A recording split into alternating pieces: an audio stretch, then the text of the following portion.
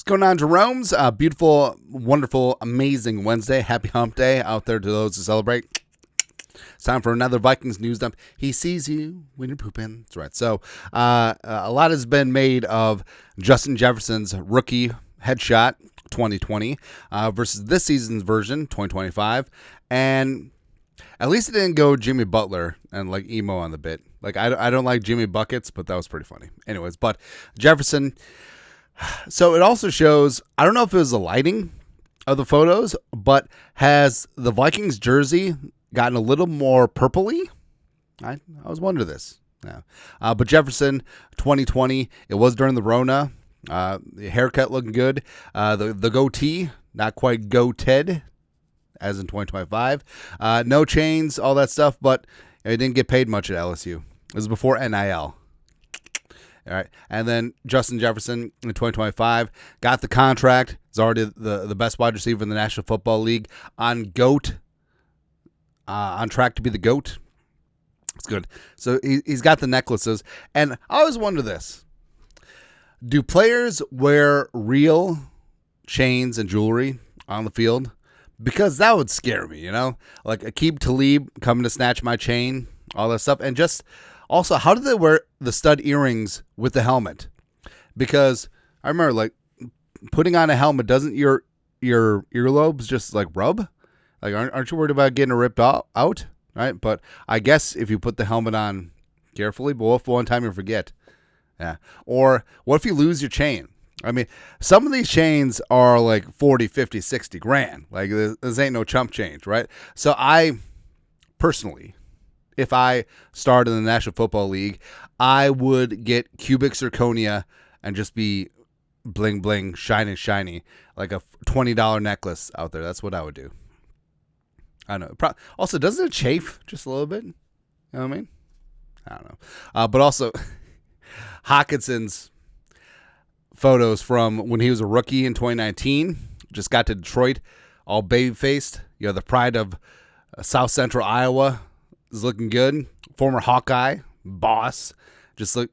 He's recovered. Is like, hey, someone other than, Shane? No, Nelson? No, God, who was the quarterback? That was the quarterback of Iowa. He's from Wisconsin. He was a Viking for 2 seconds. I forget.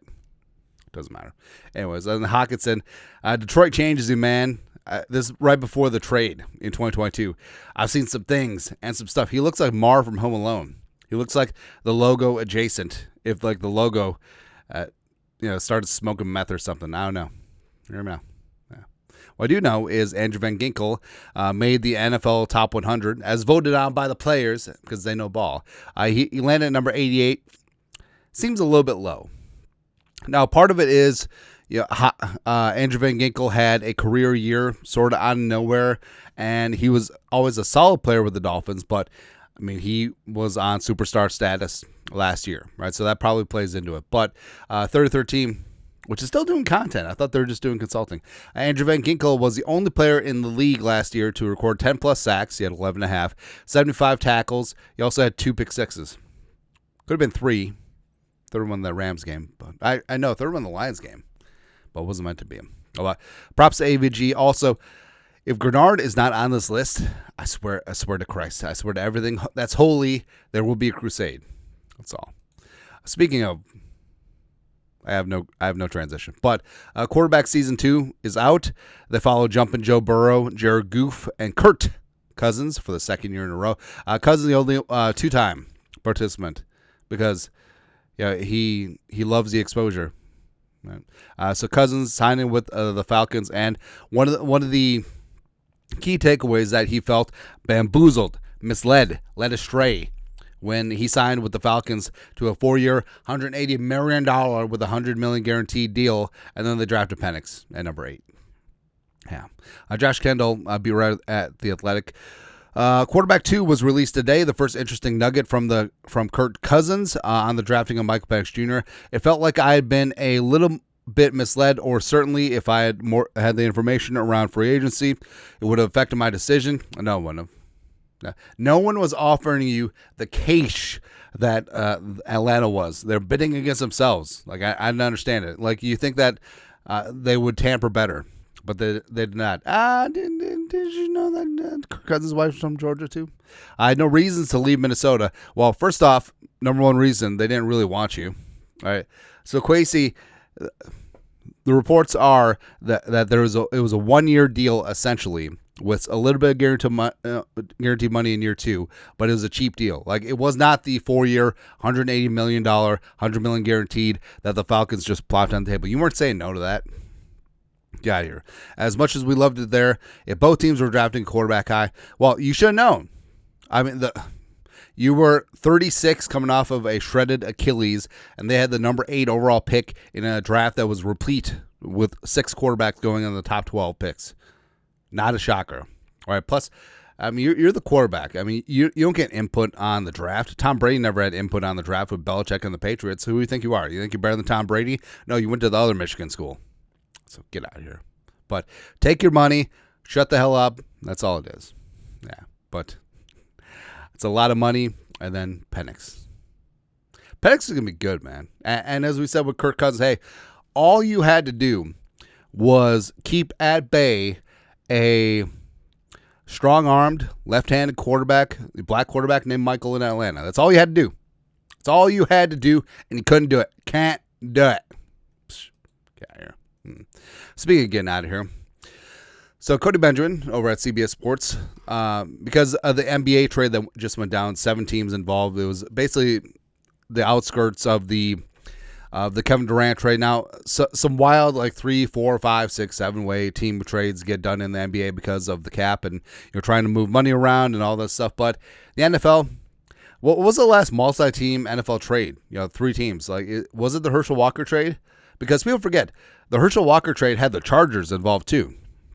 All right, but 5 wild NBA-style trade proposals for the NFL, including Dolphins, 49ers, blah, blah, blah. But basically, a bunch of wide receivers get moved around.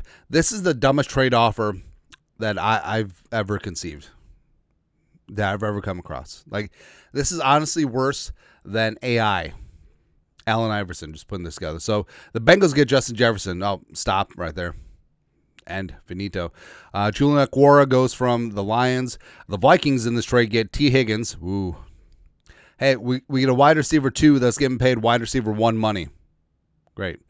Greg Newsome second. We'll just sign him as a free agent after the season. 2026 first-round pick Bengals, which, I mean, it's going to be decently high with Jefferson and Chase and Burrow together. And then a 2026 third-round pick from the Lions. That's it. That's it. So basically, we just gave away Justin Jefferson for some magical beans. Great. Lions get Trey Hendrickson because why would they not get the best end of it? So, hold on. So, the Lions gave up a third-round pick, a fourth-round pick, and Julian Okwara, and they get Trey Hendrickson. What kind of BS is this? This is absolutely ridiculous. And what do the Browns get? The Browns get nothing. Oh, the Browns gave up Newsome, and then they get a 4th-round pick. Woo. Stupid. Absolutely stupid. Some of that is pretty stupid. Some of these coaches, right?